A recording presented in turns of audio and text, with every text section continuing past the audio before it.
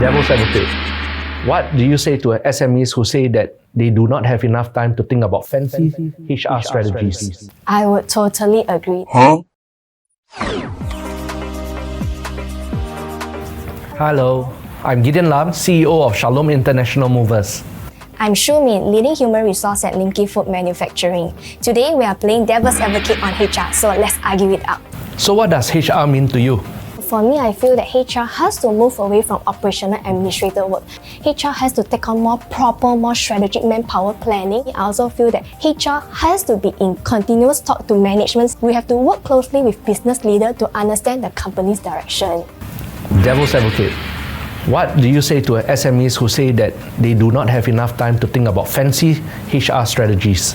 I would totally agree. That was how Lim Kee was pre-COVID. We were very operational, very administrative. So long people come to work, so long production of pau could run, we are more than happy. But today's Lim Kee, we want people to come to work and learn at the same time. HR plays a very important part.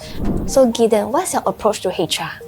My approach to HR is about empowering our leadership team. Every one of our staff can be leaders, and we operationalize them into teams so that each team is able to make their own decisions, so they are able to do the deployment of the men, the vehicles, and they are able to work among teams so that they can share resources. There's so many small things. Isn't that very messy? Good question. So, how do we make the thing efficient yet not messy? First, we always place learning on the individual. So individuals will go through courses like service excellence for packing, meeting the customer so they understand service quality. And then you look into teams. So we send them for courses in groups so they learn with each other. That's where you build friendship, and that's where you can give your customers the best kind of service. As team evolves, you realize that the team leader needs to have new skills. A team leader will learn strategy.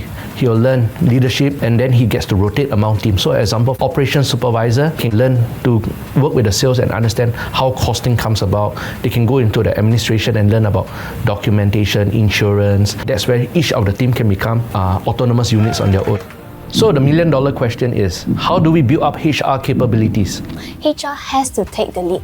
One of the first few job redesign we did was from HR, my own portfolio. We work with schools to revamp my HR portfolio from a very operational HR work to a more strategic HR work. Last year, I actually went for this ACLP by IAL to actually help to improve myself to look at new era learning and development initiatives. Besides upskilling myself, I'm able to bring back these skills and knowledge back to my organization.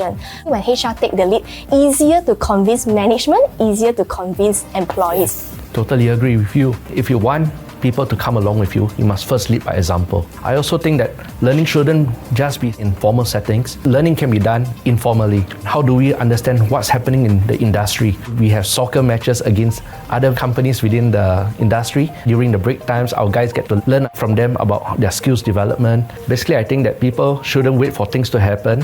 They should actually be proactive and take charge of their learning and development so that they can stay ahead.